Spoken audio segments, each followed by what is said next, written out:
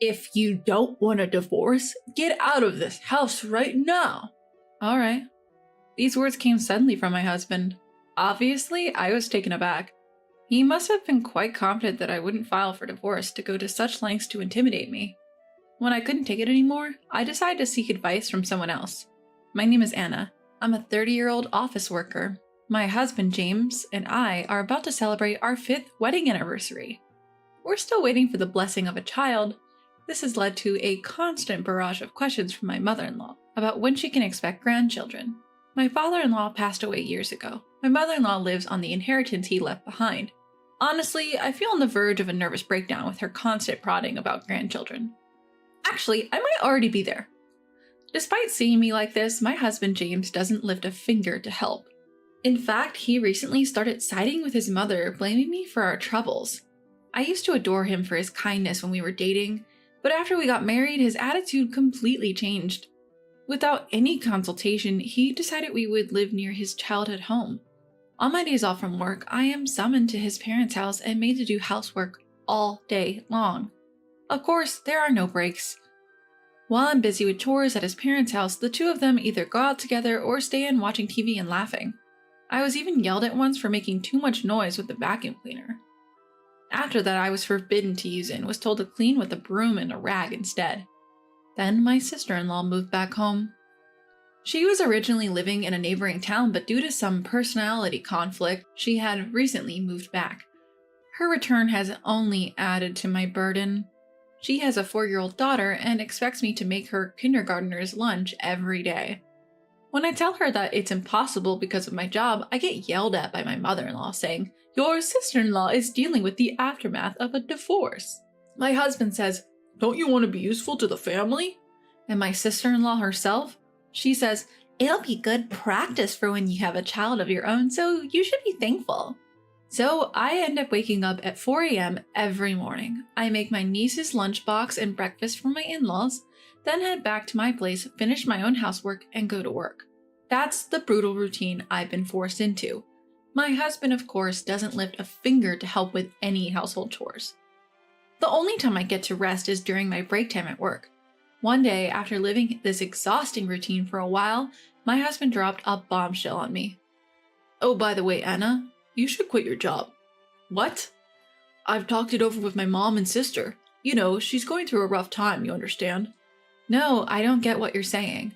"Listen, I mean quit your job and take care of the house." He snapped at me before storming off to take a bath. I couldn't see the connection between my sister-in-law's divorce and me quitting my job. My husband is stuck in a dead-end job. And there are months when I earn more than him. Does he really think we can live off his salary alone? Neither my mother-in-law nor my sister-in-law work. I can't understand why they can't handle the housework. Feeling like I couldn't handle any more of this, I grabbed my car keys and drove off to one place that came to mind. That place was my childhood home, a bit far from the apartment we live in now. My parents had moved overseas and no one currently lived there. Because my parents are the worrying type, I couldn't bring myself to talk to them about the matter. Whenever something unpleasant happened, I'd come here. This is my home, filled with precious memories. As I was lost in these thoughts, my phone rang. It was my husband. "Hey, I just got to the bath and you're gone. Are you back at your parents' place again?" "Yes, so what?" "Could you stop running back home every time something goes wrong? We're not kids." My husband loves my parents' house, but his words simply didn't resonate. "I'll be working from here for a while, and no, I won't go to your parents' house either." "Stop messing around. Come back home now." Defeated by his forcefulness, I returned to our house. Afterwards, I quit my beloved job in the fashion industry. My clueless coworkers speculated I might be pregnant. I was given no free time, made to manage the household all day. Even when I caught a cold and ran a high fever, no one seemed to care. I had become a servant in this house, a slave, to put it bluntly. However, one day, amidst this lifestyle, something happened. Guess what? My sister-in-law was getting remarried. Moreover, her fiancé was an executive at a major corporation earning a substantial income. It was quite a shock. My sister-in-law isn't exactly a beauty, and her personality leaves a lot to be desired. I understood everyone has different tastes, and there are all sorts of people out there. The entire in-law family was celebrating, shouting about how she was marrying into money. My sister-in-law, full of pride, showed me a photo of the man. Huh? This man. I thought, looking at the photo when my husband said something unbelievable. Because of this, Anna, your parents' house will become my sister's family place. Wait a minute, that house is what my parents left for me. It's not for you to decide. The whole family has decided. You who lives off my money don't have a say in this. Was the person standing in front of me a devil in human skin? That house was left for me by my father, a place for me to live if I ever had children.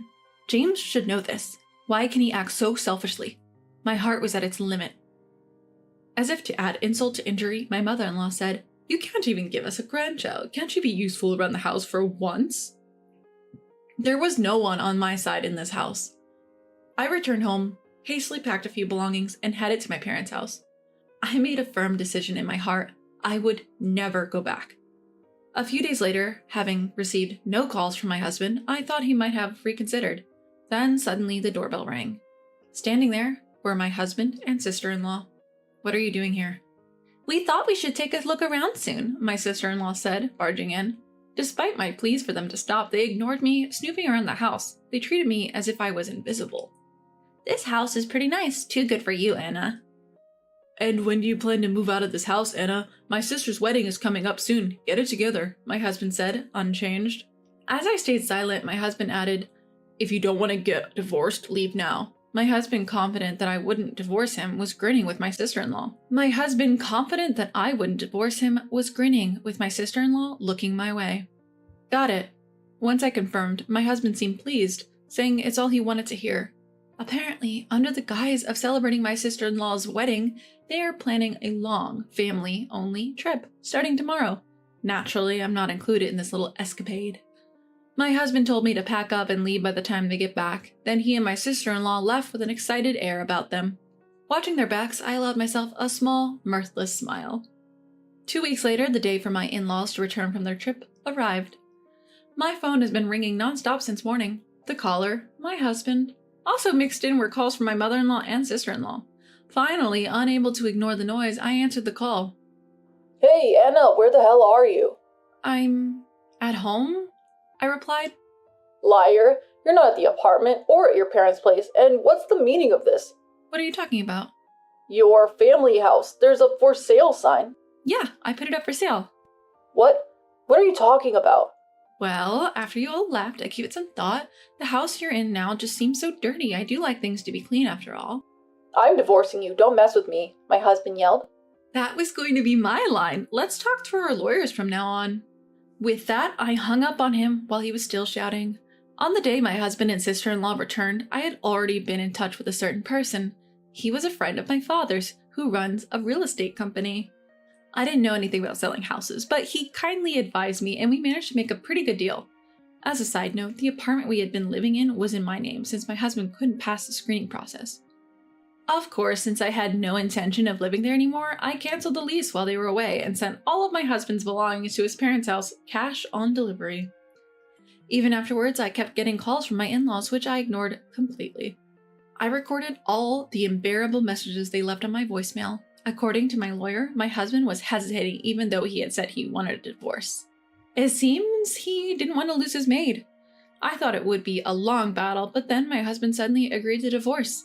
From what my lawyer told me, my husband, mother-in-law, and sister-in-law abruptly showed up at his office saying they would divorce me and to process it quickly. My husband had been reluctant about the divorce, but my mother-in-law told him that since my sister-in-law's new husband was rich, they could hire a new housekeeper with money and get rid of the barren wife and get a younger, newer wife. With that, my husband agreed to the divorce.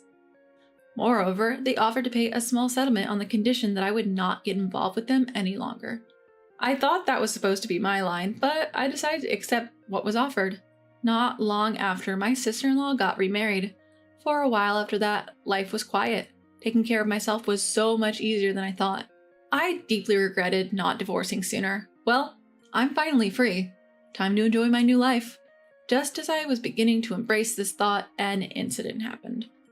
Out of nowhere, my in-laws showed up at my new home. The moment I opened the door, they barged in, and my ex-husband demanded, "We need to talk, sit down." Despite wondering who they thought they were, I took a seat, then he said, "Come back home, we forgive you." Unable to close my gaping mouth, I answered, "Excuse me?" I wanted them to leave immediately, so I teased, "Oh, are you talking about your sister's husband? Has he disappeared?" The three of them widened their eyes as if to say, "Why do you know about that?" and stared at me. "What, do you know something? After we registered our marriage, he suddenly disappeared. We can't contact him." The mother-in-law added with a hint of excitement, "On top of that, he ran off with our family's fortune. Was this your doing? You've brought us such terrible fortune, daughter-in-law." She looked as if she would attack me at any moment. Tired of their baseless accusations, I decided to reveal a truth to them. "Wow, I didn't know your sister liked hamburgers so much." What are you talking about hamburgers all of a sudden?" "Don't you know? Your sister's husband isn't some executive at a major company. He's just a part-timer at a hamburger shop." Hearing this, the sister-in-law froze at a loss for words. I continued my story. "In my single days, my friend and I loved to visit different hamburger shops. There was one favorite shop where a certain employee always made mistakes and got yelled at by the manager. The man happened to be the sister-in-law's husband. Since I started dating my husband, he told me, 'No more hamburgers,' so I had given up my hobby. I had recognized the man from a photo the sister-in-law had proudly shown me, but I decided it wasn't my place to interfere and stayed silent. When I showed her the shop's homepage for evidence, she stared intently at her husband's picture in the background. By the way, I visited the shop recently with a friend, but her husband was no longer there. He probably left town." That's marriage fraud." "It seems that's what they call it. I'm sorry for your loss." The mother-in-law, who had been silent, said, "You knew and you didn't tell us. We took care of you, who can't even have children, for years. You owe us." At her nonsensical rant, I decided to reveal another truth I had been keeping. "First of all, I'm not the reason we couldn't have kids. Maybe my ex-husband can let you in on that." The mother-in-law looked at her son in shock, and he guiltily looked down. When we couldn't conceive after our marriage, we decided to get tested at the insistence of the mother-in-law. There was nothing wrong with me, but my husband had a very low sperm count. The doctor told us that he was the reason we couldn't have kids. When the mother-in-law asked about the test results, my husband instantly lied that I was the problem.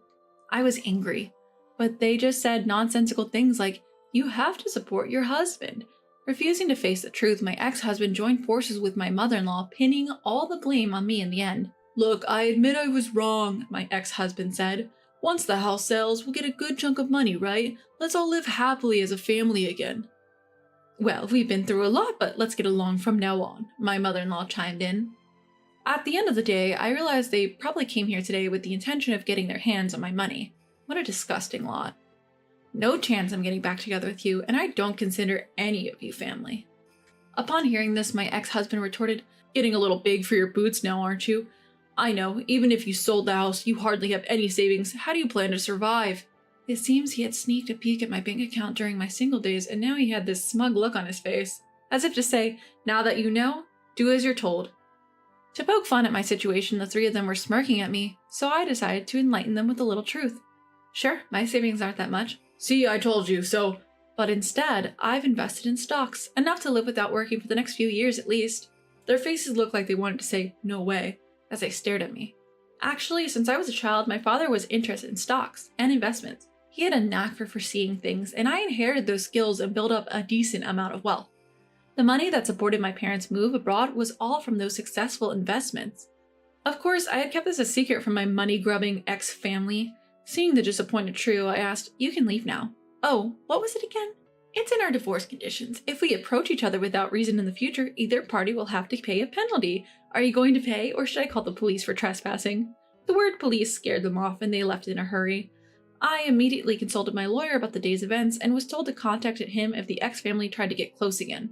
As expected, once they knew I had assets, my ex-husband sent me a ton of messages begging to reconcile. Nostalgic photos of places we've been on, dates, creepy messages like, "I'm here right now, thinking about those days," arrived almost daily. I thought about blocking him, but kept everything as evidence just in case. And yes, I wondered how he managed to text me all day while supposedly working, but I didn't really care. But when he started trying to contact my friends, I decided enough was enough and sent him a message. "I'll go to the police if this continues." I sent him a photo of our divorce agreement and the nearest police station along with the message. After that, the messages stopped, and I never heard from my ex-husband again. I thanked my lawyer, and he dropped a bombshell.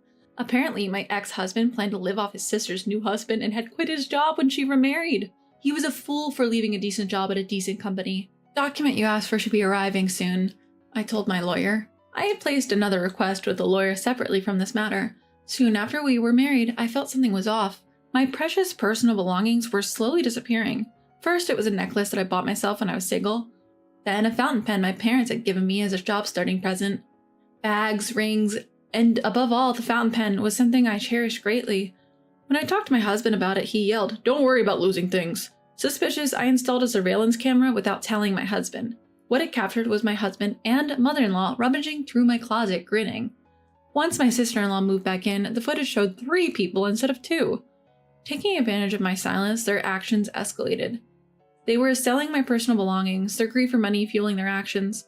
They probably saw the balance in my bank book at that time. It continued until the divorce, so I collected plenty of physical evidence. Just as they thought I wouldn't claim anything, I filed for damages and compensation for emotional distress due to their actions. They must be panicking right now, but it's their own doing. As for what happened to the 3 of them, my sister-in-law's ex-husband found out about this incident, and it seems he took custody of their daughter.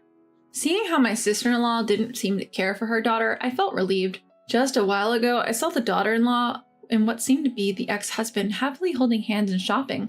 She had a happy smile on her face, something I never saw when she was at my in-laws. The 3 of them who wanted to live comfortably apparently applied for welfare, but they, being healthy and nothing else, were naturally refused. As for my husband, his pride kept him from finding another job. Eventually, he went to his old workplace and begged on his knees, but they had been hoping for him to quit and ended up calling the police, which he hated. He has to work, but it seems he can only find day labor jobs. My mother-in-law and sister-in-law had to pay me compensation, so they both started part-time jobs at a nearby supermarket. But the 2 of them, who have hardly worked before, are struggling with the unfamiliar work. Maybe it's coincidence, but since they started, the supermarket sales have dropped significantly. They got quite a strong nickname, the plague-bringing mother and daughter.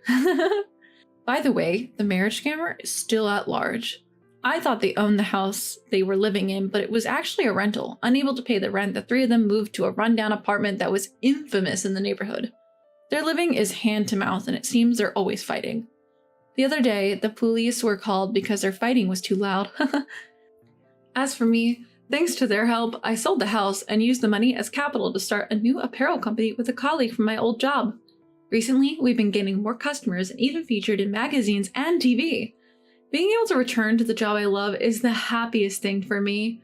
Oh, and there's one more thing. I've met a man through work and we're getting married. His parents and siblings are very kind and they've been treating me very well. What's more, we're expecting a baby, and I'll be the mother I've always dreamed of being next year. I'm the happiest I've ever been in my life right now.